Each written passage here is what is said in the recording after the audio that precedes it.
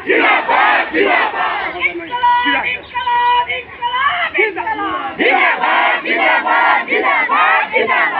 कार्यक्रमको समय पुरा भयो र मेरा क्रान्तिकारी मार्क्सवादी कम्युनिस्ट पार्टीका आदरणीय सहकर्मीहरू विभिन्न गाउँमा यो नसम्झिनुहोस् कि यहाँ 70 जना आयो भनेर, तर हजारौं गाउँको प्रतिनिधि हो यिनीहरू। यो कुरा हामीले बुझ्नुपर्छ र उहाँहरूलाई म धन्यवाद दिन चाहन्छु। आज पार्टीले आमन्त्रित गरेका विभिन्न सङ्घ संस्थाका आदरणीय दाजुभाइ दिदीबहिनीहरू यहाँ उपस्थित हुनुभएको छ। उहाँहरूलाई पनि म मुरी धन्यवाद दिन चाहन्छु आजको अध्यक्ष सभाको अध्यक्षको हैसियतमा। र अब हाम्रो समय छैन र यो हामी एउटा सानो जुलुस गरेर सानो स्लोगन गरेर हामी फर्केर यहाँ आउँछौँ। सबैजना रेडी भइदियोस्। 1 2 3 4 हामी जित्नेछौँ, हामी जित्नेछौँ, हामी जित्नेछौँ।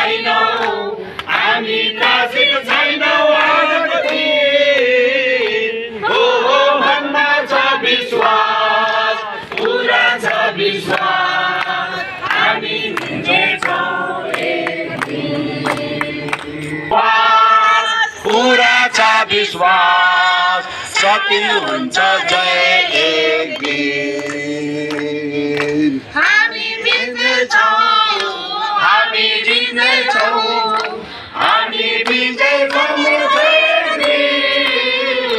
पूर्ण छ विश्वास, पूरा छ विश्वास, हामी जित्नेछौँ एक दिन।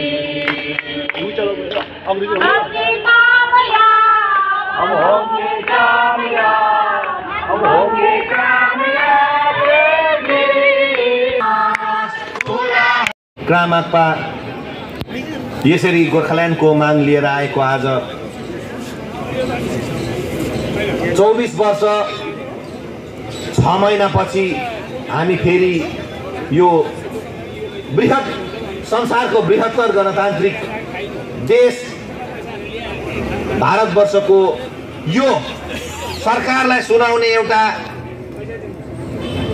उचित ठाउँ सरकारले नै छानेर राखिदिएको जन्तर मन्तरको परिसरमा आयोजित धरना कार्यक्रमका मेरा आदरणीय सभापति, पार्टीका नेता कमरेड बीएम राई, पार्टीका शीर्ष नेता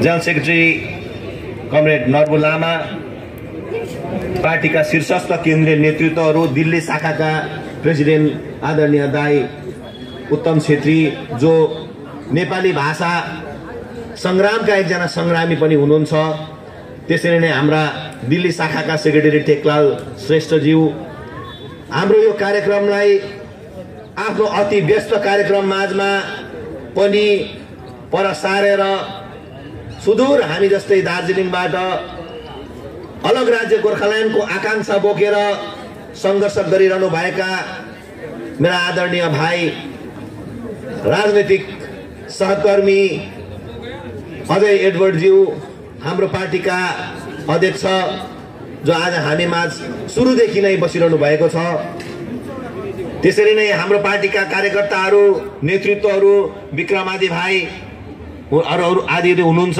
त्यसरी नै हाम्रा खरसाङका विधायक परम मित्र श्री बीपी बजगाईज्यू, खरसाङ विधानसभा समष्टिका बंगालका विधायक भारतीय जनता पार्टीलाई प्रतिनिधित्व गर्नुहुन्छ। उसै गरिकन मैले सम्बोधनमा राख्नुपर्ने गोर्खाल्यान्ड स्टेट डिमान्ड नेशनल कमिटीका नेतृत्वगण, मध्य प्रदेशबाट आउनुभएको अनिताजी लाई लिएर सङ्घर्ष गरिरहनु भयो। उसै गरिकन दार्जिलिङ पहाडबाट हामी सँगै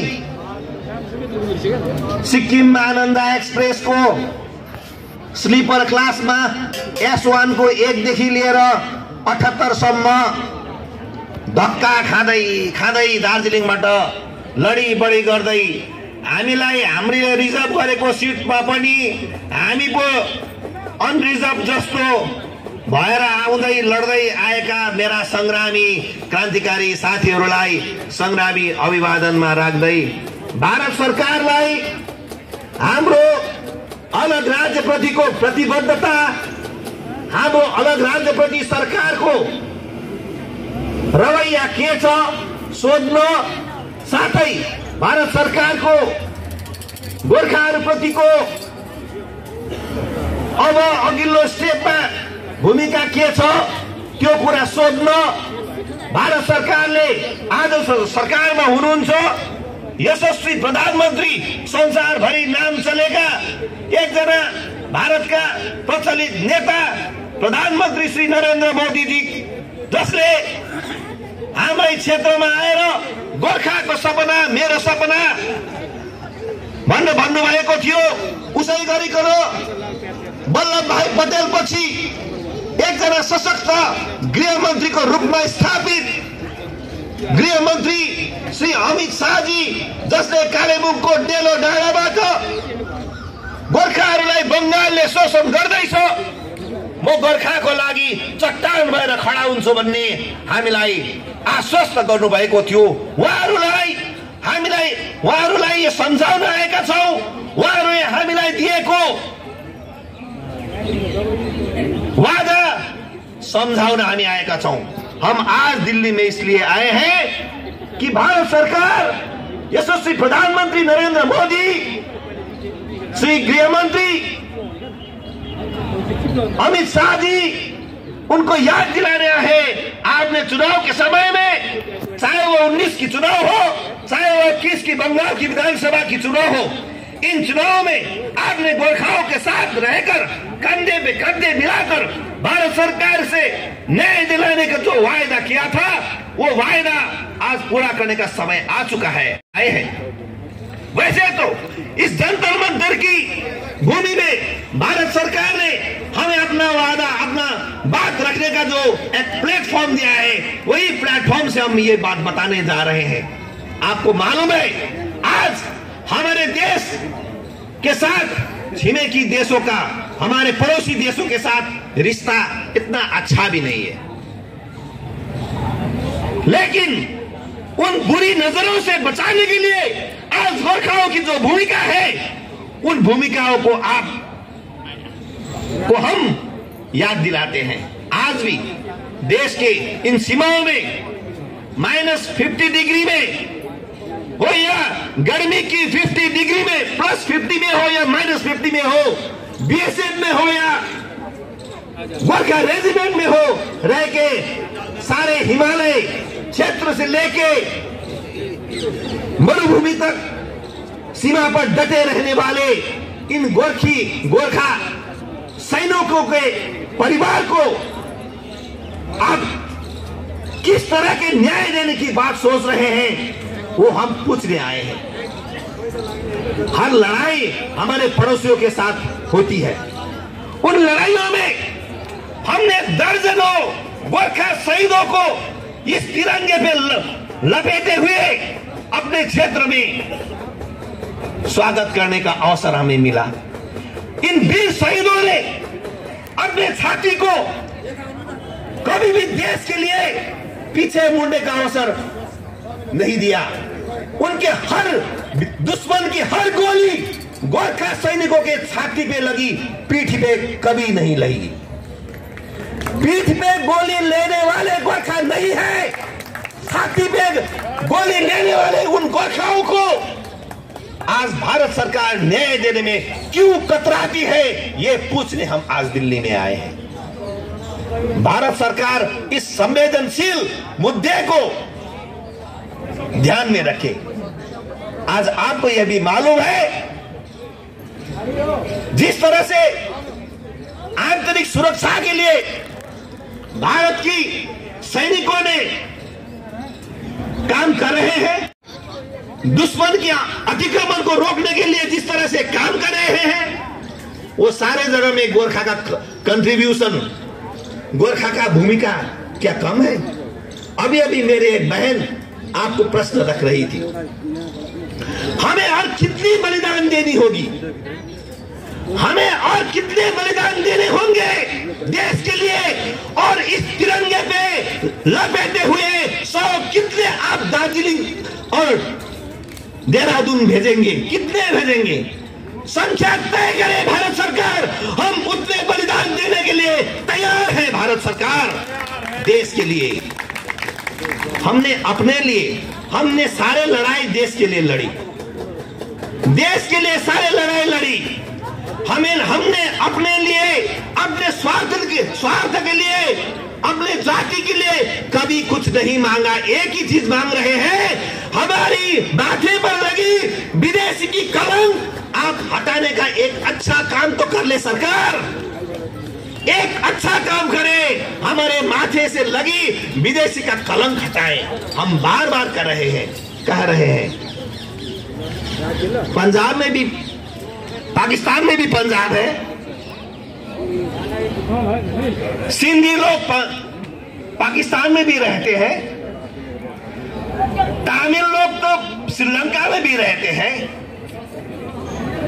बंगाली तो बांग्लादेश में भी है। उनको तो आप कभी विदेशी नहीं कहते, उनको तो आप विदेशी नहीं कहते हैं, लेकिन हमारी पड़ोसी एक देश नेपाल होने के वास्ते हमें क्यों विदेशी कहते हैं? हम तो कटीले तार से उठा के तो हम भारत में नहीं आए। वी आर नॉट इन्फिल्ट्रेटर, हम तो अवैध रूप में भारत में घुसे हुए घुसपैठी तो नहीं है, ना तो हम शरणार्थी हैं। अरे हम तो 1815 की भारत ब्रिटिश इंडिया और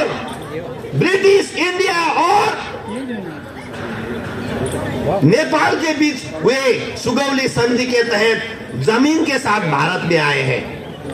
अरे जमीन के साथ भारत में आने के बाद वहां की सारी भूमि भारत की बन गई, वहां की पेड़ पौधे, कीड़े मकोड़े, खोला नाले वाले लोग भी भारत के हैं भाइयों, रहने वाले भी भारत के हैं। वो आप क्यों पूछते हैं कि आप विदेशी हैं?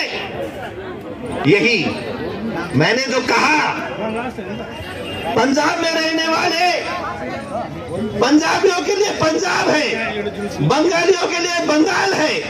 अरे सभी के लिए भाषा के आधार पर आपने देश दिया, राज्य दिया। गोरखाओं को एक अलग राज्य देंगे तो क्या आपकी बड़ी नुकसानी क्या होगी? बल्कि देश को एक और मजबूत हाथ मिलेगा आपको, और मजबूत हाथ। इस देश को मजबूत बनाने के लिए गोरखा की ये कंध है, गोरखा की ये हाथ सदैव भारत के साथ है और बढ़िया तरह से रहेगी। तो आपने ही वादा किया है, हम ये बात समझाने आए हैं। हमने तो नहीं किया, हमने तो मांग रखी थी आपको, हमने मांग रखी थी, आपने वो मांग पूरा करने का वादा किया, संकल्प किया। संकल्प हम तो मानते हैं, संकल्प का मतलब होता है कसम। आपने कसम ली है गोरखाओं का मांग पूरा करने का, तो वो कसम पूरा करने का समय आ गया है। भारत सरकार वही याद दिलाने आए हैं। आज गोरखा अकेले नहीं, आज गोरखाओं के साथ अवश्य भारत सरकार है। तो उनकी कार्यकाल में, अब ये अंतिम पड़ाव पर ये सरकार की कार्यकाल चल रही है, तो ये उनकी कार्यकाल में उनका संकल्प पूरा करे, यही मांग लेके हम दार्जिलिंग पहाड़ से आए हैं। इसमें दिल्ली के हमारे कई लोग शामिल हुए हैं, विभिन्न राजनीतिक दलों के लोग मिले हैं। अगले साल चुनाव होने जा रहे हैं, उन चुनाव में क्या होगा वो दूसरी बात है। चूंकि हम तो चुनाव की राजनीति नहीं करते, हम तो मुद्दे की राजनीति करते हैं। इन मुद्दे को लेके आपने जो वादा किया, वो वादा पूरा करने का हम फिर अनुरोध करते हैं। इस दिल्ली की धरती पे आपकी सरकार है, भारत की सरकार आज है, वही उन्हीं को अलग राज्य देने का अधिकार भी है। बंगाल कहती है अलग राज्य उन्हें नहीं देंगे। हम तो यह भी कहते हैं 1956 की एब्जॉर्ब एरिया एक्ट के तहत दार्जिलिंग क्षेत्र को भारत में बंगाल में एब्जॉर्ब किया है, उसको डीएब्जॉर्ब किया जाए, उसको अलग किया जाए और हमें अपनी भूमि में रहने का, अपने भाषा को बचाने का, अपने संस्कृतियों को बचाने का अवसर दे भारत सरकार। भारत सरकार हमारे दोहरा सुराल को बचाए, आप हमारे खान पान को बचाए। हम तो चिंगड़ी माछ नहीं खाते, हमारे लोग चिंगड़ी माछ नहीं खाते। पहाड़ में ठंडी होती है, हमारे वहां पे कुएं नहीं खोदे जाते, हम तो झरने की पानी पीते हैं, शुद्ध पानी। हमारे भौगोलिक अवस्थान अलग है, हमारे खान पान अलग है। हम तो ढेड़ो खाते हैं, हम तो गुंदरुक खाते हैं, आपको उसी को बदबू आती है उसकी। तो आपको हम तो चिंगड़ी माछ नहीं खाते, माछ नहीं खाते। माछ का टेस्ट हमें मालूम नहीं है, बहुत चुभती है वो। जिस तरह से माछ की कंकड़ चुभती है, उसी तरह बंगाल में पीढ़ियों से हम चुभे जा रहे हैं, हमें दबाया जा रहा है। इस दबाव को मुक्ति दिलाने का काम भारत की सरकार है। मैं इतनी ही बात कहूंगा। हमारे समय 4 बजे तक है, मेरे और कुछ नेता हैं, तो हम तो बात हर समय भारत सरकार को कह रहे हैं, भारत सरकार हमें न्याय दो। हमने आपको 3 सांसद दिए, 3 बार दिए, 2009 से कंटिन्यू देते आ रहे हैं। बंगाल में आपकी 0 थी, हमने अभी तक देते देते आपका 18 बन चुकी। तो आप अगर और चाहते हैं, 42 चाहते हैं, जरूर किसी की इच्छा, डिजायर कभी कम नहीं होती, हम तो जानते हैं। अगर आप देंगे, गोरखालैंड भी आप ही लीजिए, लेकिन गोरखालैंड दीजिए। हम यही अपील करते हुए भारत सरकार की इस कार्यकाल में 24 तक गोरखाओं को न्याय दे, हमें न्याय दिलाए, बंगाल से मुक्ति दे। ममता बनर्जी की सरकार हो या वामपंथियों की सरकार हो, हमारे बहुत से लोगों का हत्या किया गया, उसकी न्याय दिलाएं। यही कहते हुए मैं अपनी बात रखता हूं। बार बार इस जंतर मंतर में आके हमारे बात रखने का जरूरत ना पड़े। भारत सरकार ने तो हमें कहा था, आपको बार बार मांग करने की भी जरूरत नहीं है। इसलिए ये इस बार की तो दिल्ली की हमारी भ्रमण है, वो मांग रखने से ज्यादा भारत सरकार को याद दिलाने के लिए है। करके मेरा वक्तव्य शेष करता हूँ। मेरे सारे दोस्तों को, सारे संग्रामी साथियों को बहुत बहुत धन्यवाद, अभिवादन, संग्रामी अभिवादन।